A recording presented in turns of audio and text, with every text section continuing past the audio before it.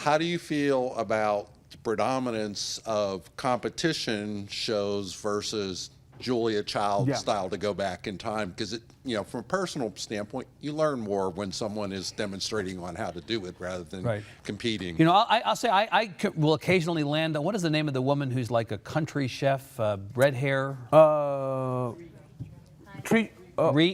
Reed Drummond and then Right. Trisha Yearwood. So is the other occasionally one. that show pops on, and I'm like, I'm learning. I mean, you make a great point. Those shows teach you a lot more than the competition shows sometimes. Yeah, do, well, right? those are what you call the dump and stir shows. Because Not the dumpster shows. No. Right. I know. I said that really quickly. Right. Thank you Dump for and correcting stir. me. Okay. But you dump and stir. Those are called. But it's very interesting because one of the things I learned on Food Network is that people at home want to learn from women when it comes to cooking like that. They don't want to learn from men. Really? So if I have a show that does that dump, stir, and cook, chances are that the audiences don't want to learn from a man. They just have more confidence. Is from it a because the woman. audience is more apt to be female than male of those shows? Probably. Yeah, they skew. Like if we always tell you, like what we as TV people, we love the 18 to 49 demographic of women.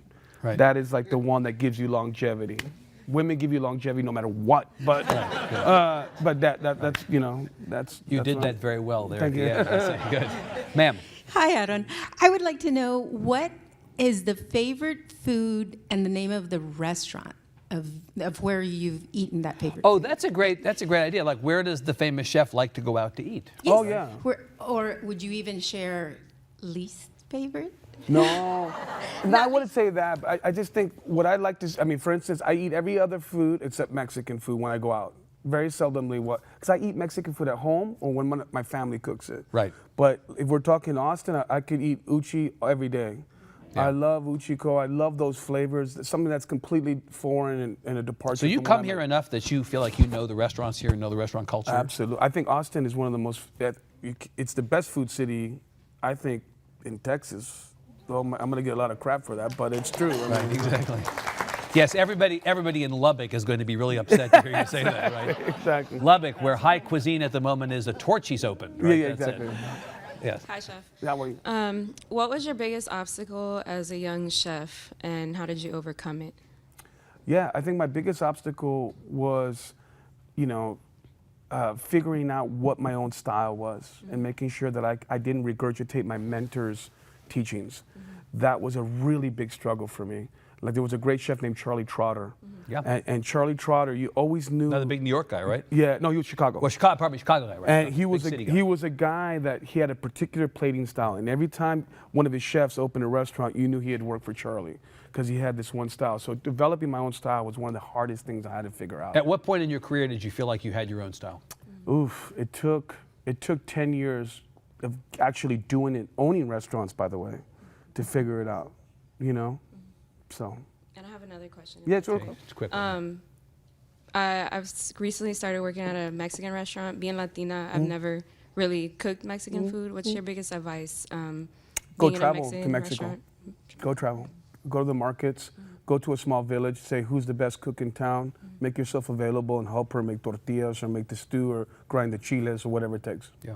Thank Are you. you seeing more interior Mexican influences in American Mexican restaurants? I think the regionality is at the all-time high. Now, restaurants are specializing on particular regions of Mexico. Right. which is That's a new That's phenomenon. huge Most for us. definitely, Yeah. yes. Hi. Ma'am.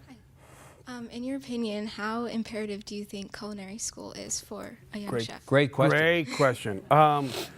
Here's the deal. I don't like how much it costs. I send my kids, my scholarship recipients to ICC in New York City. It takes $60,000 for me to send one kid for an 11th-month program. But granted, I put them up. Right, you're paying everything. Yeah, I'm doing the whole thing. So it's expensive. And I think what needs to happen for culinary schools is, first of all, I think it's necessary. So if you had unlimited money, and you had the choice, and you had, but if somebody had unlimited money and they wanted, this is a really important thing. Yeah. And so the money wasn't the issue. Take that off the table. There's value in going. I think there's value in going if you don't have the money. I just don't like people going to debt to doing the business where you're going to come out and you're going to make $40,000 a year. I think it's unfair to set that expectation. But I do think what culinary schools need to do is they need to give you a base curriculum to learn the basics like the stocks, the sauces, knife work, etc. And then you should be allowed to specialize in your niche of food, in the food world. Because now you can be a personal chef, a food stylist, recipe developer. You can be all these different people in the food world without having to work in a restaurant like I have. Because chances are young people go into restaurants, they hate it. They have somebody screaming at them, the hours are too long, they don't make enough money, and then their love of food goes by the wayside. Yeah. Cultivate that. I think culinary schools need to be more honest about all these different directions of the food world you can go into. Good. Yeah. Thank you. Last question. Hi. My original question was similar to hers in that as I work for a culinary department locally, and we find that there's huge pressure from the industry for the students not to complete a program. And just That's interesting. whether it's their hours and Yep. they need the money. So how could I speak to the industry, and what could I ask the industry? How do I build partnerships in that? That's a great question. I think the best thing that's happened, to be honest, I think is that now internships are paid, which I think has to happen. Right.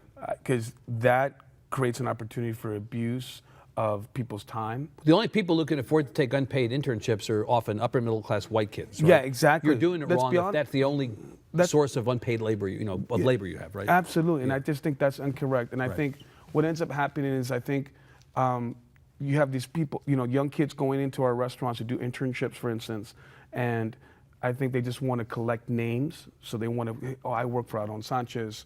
And then what ends up happening is that the industry people get scorned because then now these kids are going around saying that they really work for us, when in essence, all you did was just do a 2-month internship.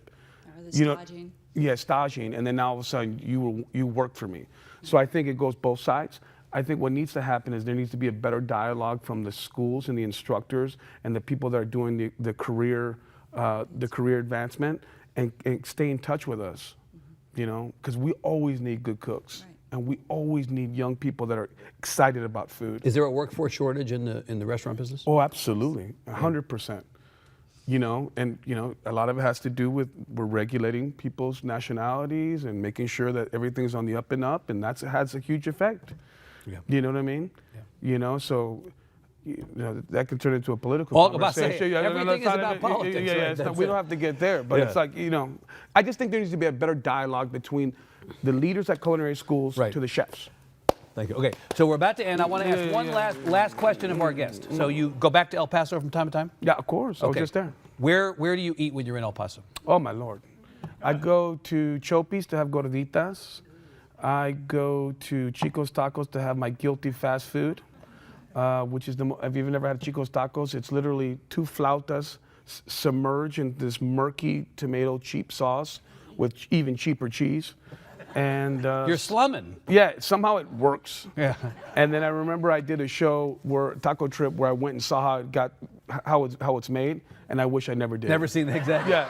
Too much information. Yeah. All right, Exactly. give Aaron Sanchez a big Thank you hand. very Thank you much. all very much.